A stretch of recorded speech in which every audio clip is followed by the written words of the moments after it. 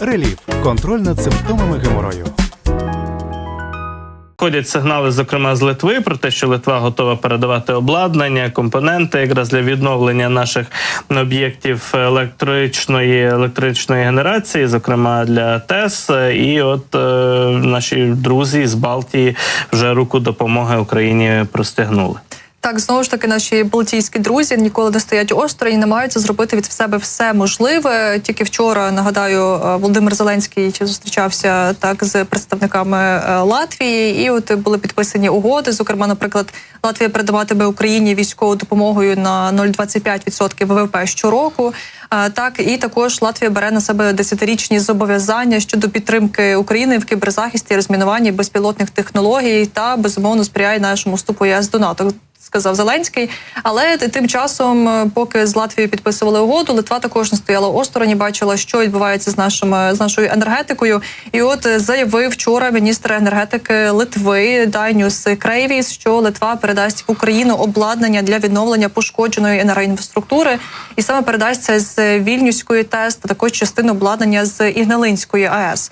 Справа в тому, що Вільнюська теплостанція вже не працює з 2016 року, і на її обладнанні забезпечується профілактична робота, випробування приладів згідно з плановими графіками, кажуть литовці. І от додав міністр, що ми дамо все, що потрібно для України. На 80%, нагадав, у Харкові зруйновано всю мережу, і тепло, і електроенергію. Тож, якщо ми не допоможемо, то до зими українці вже не зможуть відновити мережу. Буде дуже важко. Тому пообіцяли зробити від себе все можливе і надати те, що можуть надати, і от в ті технології, які потрібні. Крім того, нагадаємо, що Литва також готова передати обладнання для відновлення та ремонтів енергооб'єктів України. І також навіть, наприклад, Міністерство енергетики Литви напередодні запропонувало розібрати свої закриті ТЕС на запчастини і передати от це обладнання на потреби, знову ж таки, української енергетики. До речі, в багатьох країнах Європейського Союзу вугільні ТЕС там закривали, скорочували їхню діяльність, тому що нібито з цим пов'язані з їхньою діяльністю шкідливі викиди в атмосферу, а всі ці екологічні, власне кажучи, зміни в Європейському Союзі, вони, так мовити, не сприяють активній роботі використанню вугільних теплоелектростанцій. Але в нас в країні якраз ТЕС виконують дуже важливу роль в моменти якраз пікового навантаження на енергосистему.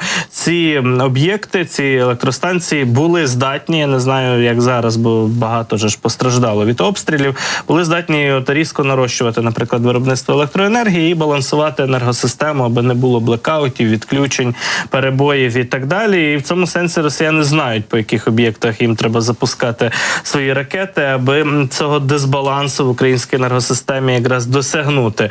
Про те, що ці удари по українських станціях були відповіддю на нальоти українських дронів по НПЗ на території Росії, Путін уже говорив. Ясно, що це з його боку брехня і маніпуляція. Росія била по українській енергосистемі далеко раніше, перш ніж дрони наші полетіли у бік російських нафтопереробних заводів.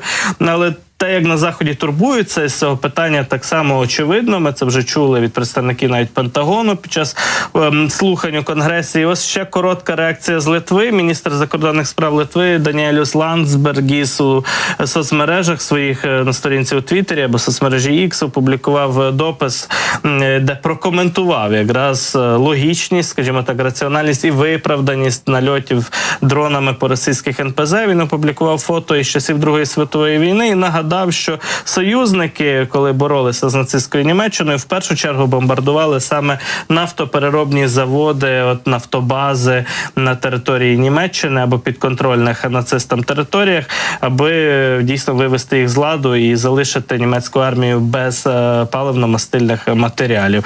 Тому в цьому є цілком своя воєнна логіка в таких ударах, і нічого, скажімо так, незаконного, антигуманного Україна не робить. А от Росія так само пояснює, що вона б'є по українській енергетиці, аби зупинити український оборонно-промисловий комплекс, дестабілізувати армію, логістику і так далі. Але все це позначається на населенні українських міст, адже мільйони людей залишаються без світла, без електроенергії.